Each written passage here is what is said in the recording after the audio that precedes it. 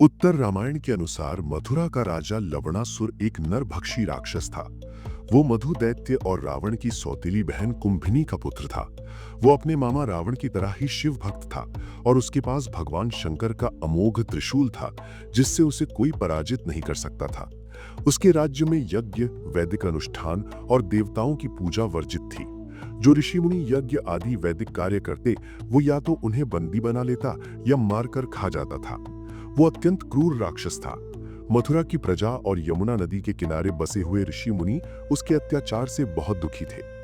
एक दिन महर्षि भृगु के पुत्र महामुनि च्वयन कुछ ऋषियों के साथ अयोध्या पधारे और राजा राम से मिले। श्री राम ने ऋषियों का उचित आदर सत्कार किया और आने का कारण पूछा। महामुनि च्वयन ने कहा कि हम मथुरा के राजा लवणासुर के आतंक से दुखी होकर आपके पास सहायता मांगने आए हैं। हम पहले भी अनेक राजाओं के पास गए, परंतु कोई हमारी सहायता नहीं कर सका। अब आप ही हमारी आखिरी उम्मीद हैं। श्री राम ने वचन दिया कि मैं हर प्रकार से आपकी सहायता करने के लिए तैयार हूँ। मैं अपने अनुजों सहित संपूर्ण राज्य को आपकी सेवा में लगा दूंगा। आप आज्ञा दें। तब ऋषि च्वयन ने कहा कि हे नर श्रेष्ठ श्री राम, इस भूमंडल पर ऐसी बातें आपके ही योग्य है। दूसरे के मुख से ऐसे वचन नहीं निकल सकते। आपका रघुकुल वंश सदियों से ऋषि मुनियों की सेवा करता आया है, इसलिए अब हमारे मन में कोई संशय नहीं है। परंतु आपको लवणासुर की शक्तियों के बारे में जान लेना अत्यंत आवश्यक है। लवणासुर का पिता मधु दैत्य दैत्य वंश का होते हुए भी देवताओं का मित्र और ब्राह्मणों का सेवक था। वो भगवान शंकर का उपासक था। उसकी तपस्या से प्रसन्न होकर भगवान शंकर ने उसे चमक चमाता अमोघ त्रिशूल प्रदान किया और कहा कि जब तक ये त्रिशूल तुम्हारे पास है, तुम्हें कोई पराजय नहीं कर सकेगा। मधु दैत्य की इच्छा थी कि मेरे पश्चात ये त्रिशूल इसी प्रकार मेरे वंशजों के पास भी रहे। देवाधिदेव महादेव ने इनकार करते हुए कहा कि सदा के लिए तो नहीं, परंतु तुम्हारी प्रार्थना पर इतना वरदान देते हैं कि तुम्हारे अतिरिक्त ये केवल तुम्हारे एक पुत्र के पास रहेगा और समय आने पर पुनः मेरे पास लौट आएगा। समय बीता और उसके यहाँ भयंकर स्वभाव वाले लवण का जन्म हुआ। ऐसे महापापी पुत्र को प्राप्त करके मधु दैत्य अत्यंत दुखी हुआ और अंत में वो अपना राज्य छोड़कर स्वयं समुद्र में रहने चला गया। तब से मथुरा पर लवणासुर का राज्य है। उसके अत्याचारों से चारों ओर हाहाकार मचा हुआ है, परंतु उस दिव्य त्रिशूल के भय से कोई उससे टक्कर लेने का साहस नहीं करता। इसलिए हे राम, हम आपकी शरण में आए हैं। तब महाराज राम ने अपने छोटे भाई शत्रुघ्न को लवणासुर से युद्ध करने का आदेश दिया और साथ ही एक दिव्य अमोघ बाण दिया जो भगवान विष्णु का था, और कहा कि अत्यंत आवश्यकता पड़ने पर ही इसका उपयोग करें। अपने बड़े भाई महाराज राम से विजय श्री का आशीर्वाद लेकर शत्रुघ्न सेना सहित अवध से मथुरा की ओर निकल पड़े। रास्ते में महर्षि वाल्मीकि के आश्रम में रुके और उनका आशीर्वाद लेकर सीधे यमुना तट पर महर्षि च्वयन के आश्रम में पहुंच गए। ऋषि च्वयन ने शत्रुघ्न को लवणासुर की शक्ति से भली भांति परिचित कराने के लिए उनके ही पूर्वज सूर्यवंश के महाप्रतापी राजा मानधाता की कहानी बताई और कहा कि राजा मानधाता ने अपने बाहुबल से समस्त लोगों को जीत लिया था। अंत में अपनी अपार कीर्ति और यश बढ़ाने के लोभ में राजा मानधाता ने इंद्रलोक पर आक्रमण करने का निश्चय किया।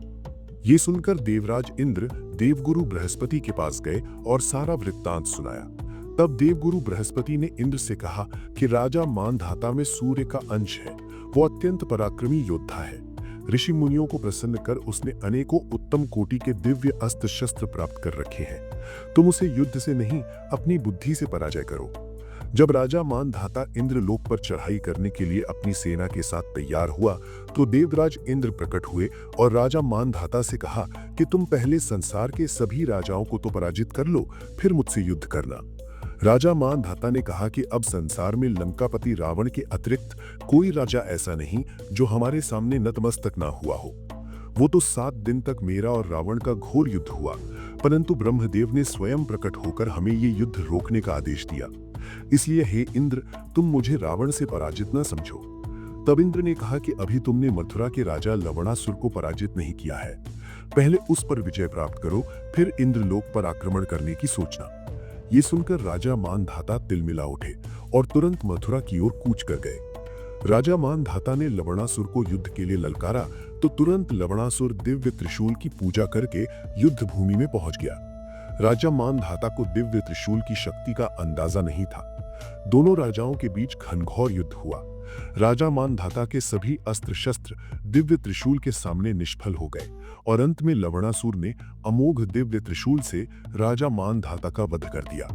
इसलिए हे शत्रुघ्न, तुम जब भी लवणासुर को युद्ध के लिए ललकारो तो याद रहे कि वो दिव्य अमोघ त्रिशूल लवणासुर के पास ना हो। ऋषि च्वयन ने कहा कि लवणासुर रोज प्रातःकाल महादेव और दिव्य त्रिशूल की पूजा करके अकेला शिकार के लिए निकलता है। उसी समय तुम उसे युद्ध के लिए ललकारो। रात के अंधेरे में शत्रुघ्न सेना सहित यमुना को पार करके प्रातःकाल का इंतजार करने लगे।